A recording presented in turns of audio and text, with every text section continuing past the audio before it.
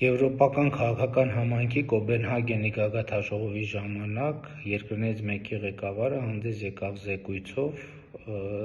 այն մասին, որ իրենց երկրում դեզինֆորմացիոն տեխնոլոգիաներ կիրառողները նախապես հանդես են եկել սոցիոլոգիական հարցումով, պարզելու համար, թե որ ոլորտներում դեզինֆորմացիան է, որ հանրության վրա առավել մեծ նեգատիվ ազդեցություն կունենա նրանց տրամադրելու պետության և կառավարության դեմ, և պարզվել է, որ դրանք 4 ոլորտներն են. առաջինը ազգայնությունը կամ ազգայինությունը, երկրորդը եկեղեցին,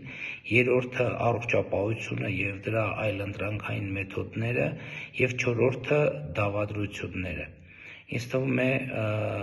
պարզ է, թե առակս ինչ է ցուցանում, և հաջորդ հետևությունն այն է, որ մեր հանրությունը այնուամենայնիվ շատ հարցերով շատ չի տարբերվում եվրոպական շատ հանրություններից։